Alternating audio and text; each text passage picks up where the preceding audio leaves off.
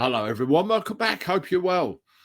As you know, I went to Chester to sit in on, witness and support Graham Moore in his election petition trial with regard to the Runcorn and Helsby by-election. Just so you're all aware, we're still waiting at the moment for the result of that trial. Hopefully, Graham having put in his cost order yesterday, it will come any day now. And of course, I will bring that to you. I was sent a really interesting document last night by email, which I want to share with you. And it's all to do with the fraud.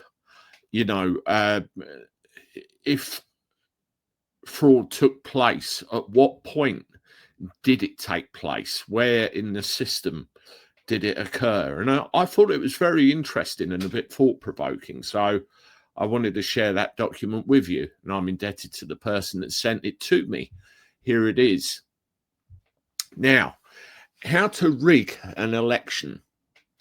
The Deputy Returning Officer told the court at the Runcorn and Helsby election petition trial that it would be impossible to rig an election as far too many people would be involved, and it would not be possible to do so without being detected.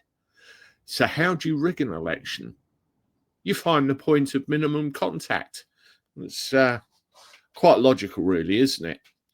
At the close of the poll at 10 p.m, the presiding officer, who will be known as the PO from this point on, seals the ballot boxes with tamper-evident tape.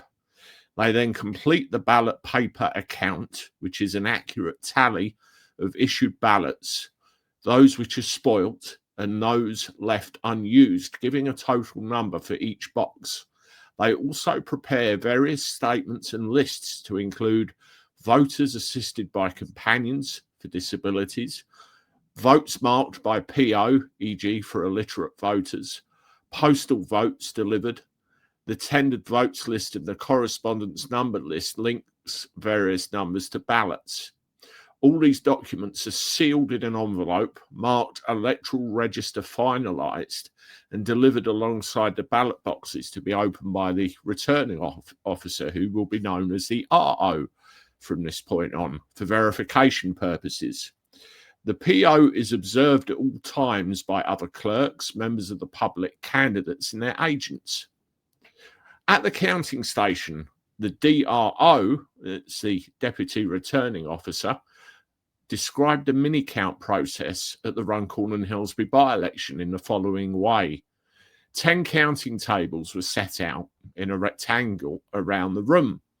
Each ballot box was allocated to a specific table on arrival. The sealed paperwork was delivered to the returning officer, RO, who was sitting in the centre of the room. Another set of tables formed an inner circle, and these were used for the storage of trays or the storage of ballot papers before and after counting. On arrival, the seal on each box was broken in front of witnesses, and the number of ballots were verified by clipping into sets of 10, then into bundles of 100. Once complete, the total for each box was presented via a court supervisor to the RO, who said yes if a match or no if not. Only the RO and possibly the DRO knew the numbers for each box and the total number of ballots across the count.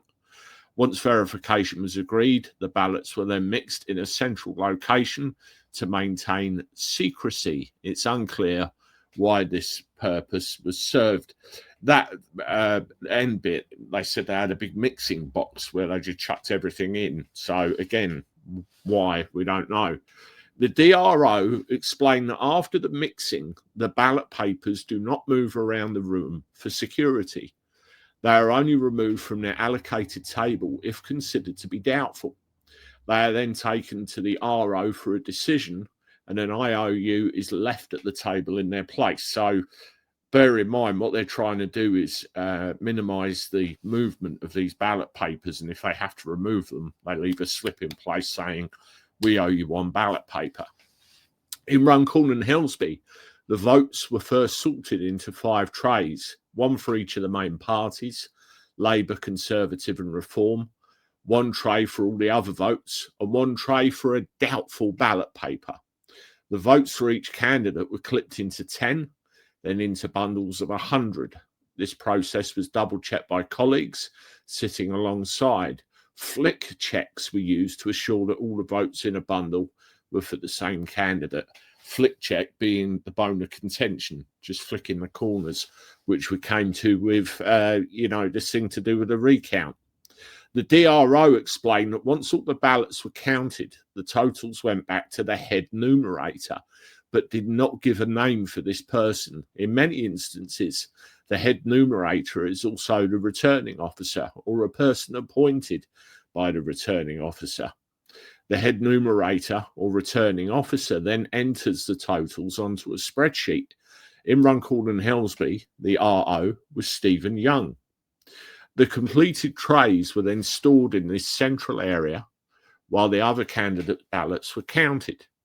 In Runcorn Helsby, this required 12 trays plus a doubtful. The votes were counted in the same way, clipping into 10 and then bundles of 100. Odd numbers were clipped with a post-it note saying how many were in that bundle, i.e. 7.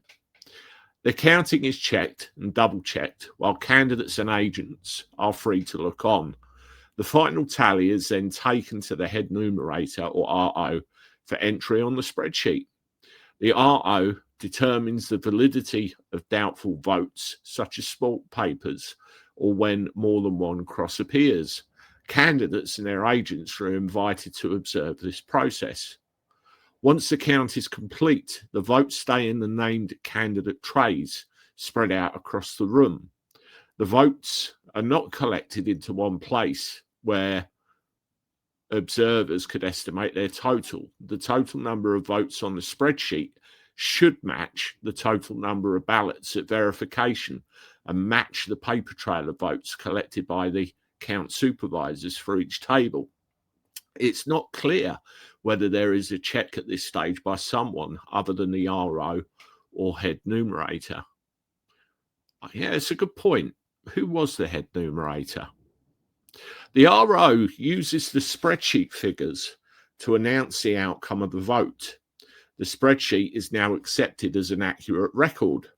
If the RO, the DRO, or the appointed head numerator manipulated the scores on the spreadsheet, this would not be detected by the witnesses in the room, providing the total number of votes matched up with the total number of issued ballots. The spreadsheet would not immediately attract attention, as no one in the room is aware of the total numbers, only the numbers for the tables they worked out or supervised.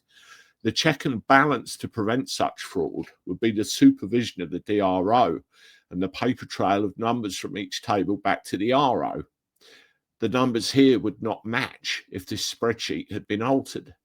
At the end of the count, all these papers are sealed to maintain secrecy and delivered to the Electoral Registration Office, ERO, to be securely stored for 12 months along with the sealed ballot papers. In the case of Runcorn Helsby, Stephen Young was both the RO and the ERO, so he effectively sent the paperwork to himself. If there were any curiosity after the count, the ERO is the only person with access to the paperwork. Fraud on the spreadsheet could be detected by comparing these numbers, but the sealed envelopes cannot be opened without a court order. So, where is the point of contact? It's a very interesting concept. That I just read out to you is a theoretical scenario. Where could the fraud be if the fraud happened? Minimal point of contact. We talked about the center area in the trial, and also there's video clearly showing them flicking the corners and not checking the full ballots within the recount. And also, very valid argument as well, the spreadsheet, who controls it, who supervises it, what's on there, what cross-checks are there. So, there's a lot to think about. And when you look at a document like that, well, we will see what happens. We will see what comes out. And hopefully within the next few days, we will have a result one way or the other. And hopefully it's a good one for old Graham, bless him. So we shall see. hit the like button, subscribe to the channel, share my stuff. And as always, I look forward to talking to you soon. Toodaloo.